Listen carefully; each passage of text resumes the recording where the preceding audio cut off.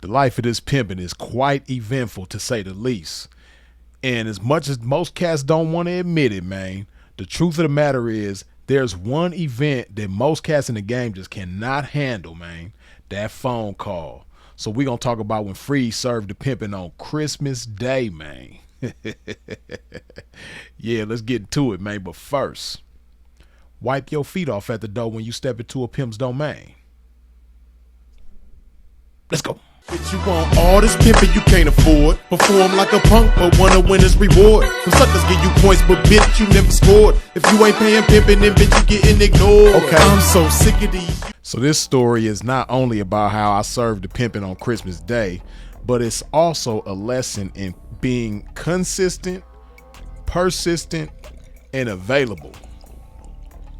Because when you in the game, man, it pays to be all three. So I got to give y'all the backstory on this knocking and serving, right? So the young lady who I knocked and served the pimping for on Christmas Day, I had actually met her years before in Louisville, Kentucky, right? That's where she was from. You know, pimping was on tour probably like 5 years before this story takes place, or almost 5 years, like a few months shy. So had to be about 2014, right? I'm in Kentucky. I'm in Louisville. I'm doing my thing. And I'm in the club, the strip club, and I meet this young lady, gorgeous, red bone, you dig, and like mixed breed chick, right? And we meet each other, we have good conversation, things go cool, right? Now at the time she living with her parents. So one day I pull up over to her parents' crib, right? Now when I first get there, it's just she and we sit in the living room watching TV, and shortly after I get there, her mother pulls up. So when moms pull up, she come in the house, she introduced me to her moms. I stand up, shake mom's hand, introduce myself, say hello, nice to meet you. And moms, after we introduced ourselves to each other, moms went up in her room, right, and kind of left us alone. But so moms and I only met and encountered each other for probably less than 30 seconds, right? And mind you, at the time, this is the consistent part. Just like now, just like always, Freeze always suited and booted. So on this day, at this time, I pull up to the crib suited and booted, right? So keep that in mind as the story unfolds. So like I say, this is early 2014, right? So in Louisville, Kentucky. So the chick, she was giving me some rhythm, man, but her parents were much older. Like she was young, but her parents had her when they was older.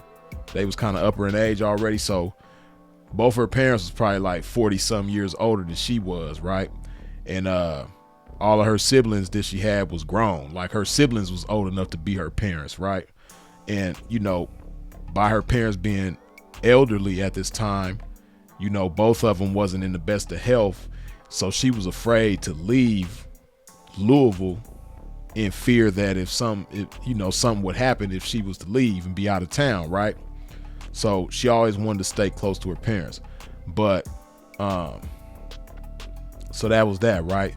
Now fast forward to December of 2017, right?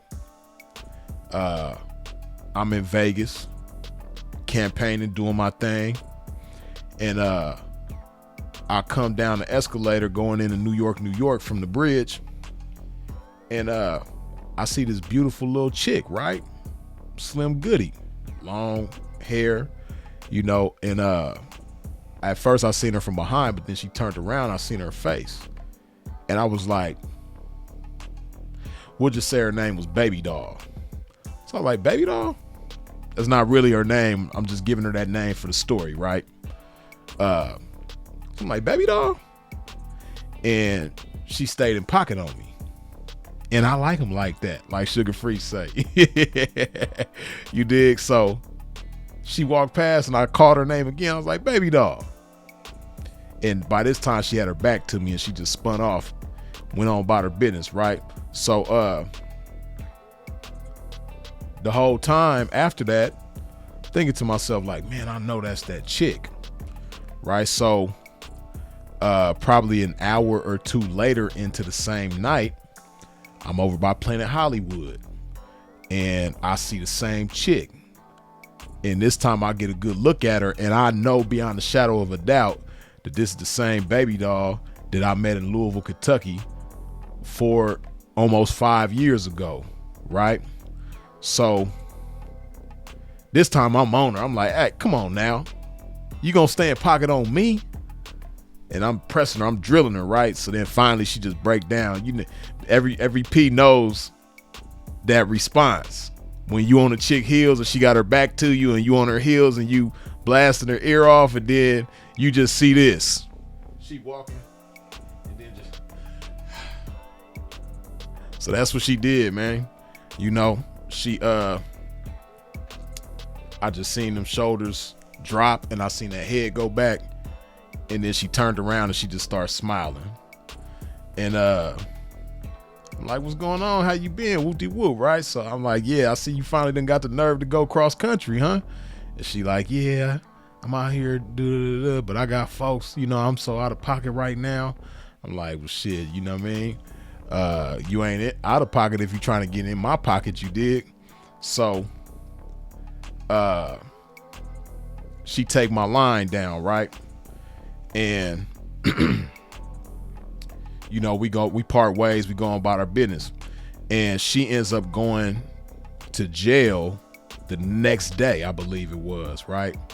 So I give her my number, she go to jail like the next day, right? So by this time she didn't had a son. When I first met her, you know, some years ago, she didn't have no kids. But by now she has a son. I think her son was probably like 3 years old at the time, right? And she had brought her son cross country with her. And, you know, her son and her folks was all staying in the room together at Circus, right? So, like I say, she goes to jail the next day after we see each other. And while she's in jail, she calls her mom back in Kentucky. And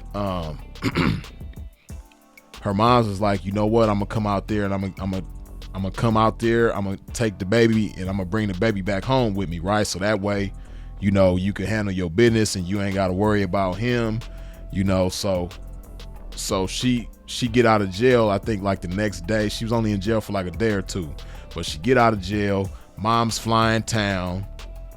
You dig? So now Mom's was in town with her for a couple days, right? And they all staying in the room at Circus.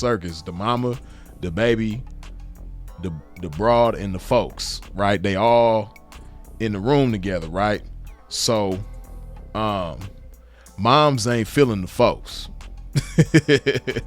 You know, Mom, she an older white lady, sweetheart, you know what I mean? And she cool, and she ain't one of them, you know, she one of them mamas that's gonna like, if she got a problem with you, she gonna still be respectful to you, cordial with you, but the whole time she ain't digging you, right? So Moms had let her know that she wasn't digging her folks, right? So she tell her mama, she like, Mom, you remember that time I had that guy come to the house and he had a suit on? She described me, and Mom was like, yeah, I remember him. And Mom was kind of like excited, you know, when she mentioned that. She like, her energy changed. She's like, yeah, I remember him. And she was like, well, Moms, I just ran into him the other night and I'm thinking about going with him, right? So again, this is where the consistency pays off, because Moms, you know what I mean, gave Pimping that cosign, you dig? Moms was like, well, if he's out here right now, you need to go get with him, because I know he got his stuff together, you dig? Because when I pulled up to Mom's crib, that's what I didn't mention, you know what I mean? I pulled up in the Escalade on 26s and everything like that.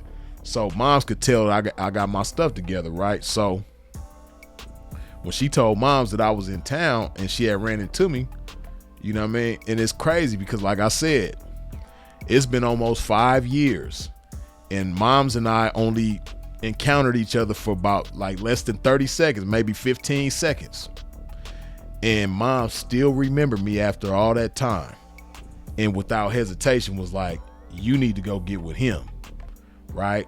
And see, this is why I say it always pays to speak with your appearance, right? Because even though moms and I didn't really speak very much when we first met, I spoke with my appearance that I was a gentleman and that I was a grown man. I got my stuff together, all of that, right? So I spoke good things with my appearance. So, you know, that's really all moms had to go off of. We didn't have no conversation. She didn't ask me no questions. I didn't ask her no questions. We didn't even have a conversation. We just introduced ourselves and that was it, right? But I guess it's that mother's intuition, you dig? She was like, nah, you need to go get with him. So moms takes the baby back to Kentucky, right? So then, you know, the chick, she go get down and she go, you know, get my issue together, right? Then she come break herself, right? Now she had been breaking herself to me for probably like a couple days. And you know, the guy, he ain't really seasoned like that. This is a younger cat, right? So, you know, he going for the stories that she giving him. You know what I mean? She giving him stories like Dr. Seuss, you dig? She just making stuff up about how it's slow and this, that, and the third. The whole time she running to me real fast, you dig? And it was funny. I gotta mention that too, right? Because when I first had ran into her and we was talking, she was telling me how, you know, they hadn't been in town for that long, maybe some days, right? And she was like, you know, I don't really know what I'm doing around here. Da da da da. I'm like, you know, he didn't teach you nothing. And she was like, the only thing he told me was don't jaywalk. I'm like, that can't be the only thing he told you. She was like, I'm serious. You know, when we came in town, the only thing he told me was don't jaywalk because they'll take you to jail for jaywalking. So I'm like, okay. So, but you know, that's one thing about motivation and, you know, that energy, right? That energy will take a green chick and, you know, she'll make something happen even if she don't really know how. You dig? It's that desire. She had that fire and that desire when she ran into me. So she went and got it up, handed it over to me, right? So, I get over to the stage door, right? And back in these times, man, the stage door, that was like the hangout where all the P's kicked it at, right? So it's top of the morning, it's like 7 a.m. We all at the stage door. It's probably like 10 pimps in a circle, you dig? And I call P in the pimp circle, you dig? He answered the phone. I'm like, yeah, man, Merry Christmas, man. Freeze the pimp on your line, man. Calling to let you know I got that bitch, you dig? And it was funny because, you know, most cats can't handle the news too well. Most cats, when they get served for that chick, man, they get aggressive. They get to threatening you. They get to threatening the broad. You know what I mean? When I see her, it's up. When I see you, it's up. You know, or they just like act funny. It's just, you know, it's usually a funny experience when you serve somebody for that broad, man. Especially if they got a liking for the chick or whatever, right? And this was his only chick at the time, right? He didn't have no other broad once she was gone. So, to my surprise, not only did he take the serving well, but he was happy when he realized that it was Freeze serving him. Because when I said my name, he was like, oh, Freeze, man, I know you, Freeze. What's up, man? Yeah, man, I ran into you out there on the blade in Arizona, man. Whoop-de-whoop-de-whoop-de-whoop. So I'm like, okay, man, yeah, that's what's up, man. Yeah, man, pleasure to meet you finally, man. And I'm like, yeah, man, you know, you straight over there? Because, see, that's something that's kind of like a lost part of pimp etiquette, right?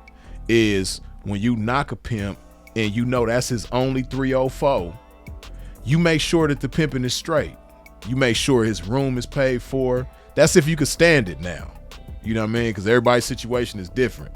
And, you know, but if you can stand it, you make sure pimping is straight. You make sure he got gas money.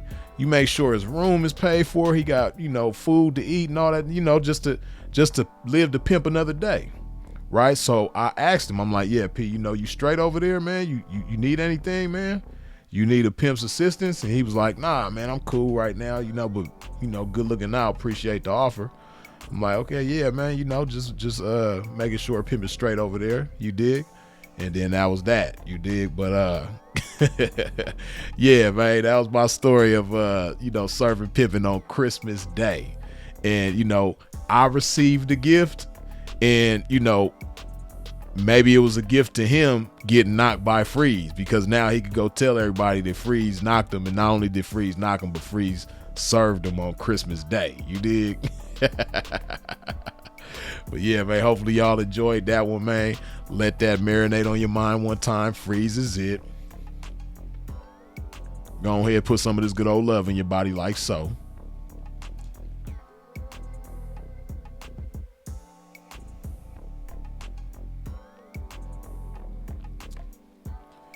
And of course, as always, long live the incomparable Sinful to P. We out. Dig this. I've been stroking relentless to get waves like this. I spoke into existence for her to pay like this. In the trenches on a day like this, traffic consistent, and so I have to insist that she relay my chips. It's a trap with her name on it and my game on it. Any forces coming against this game, shame on it. Standing on my pimpin' from day one and remain on it. It carried me through every terrain and I gained on it. Experience joy and pain on it, sustained on it. But getting back to this game that I never left. Baby, yeah, where you been?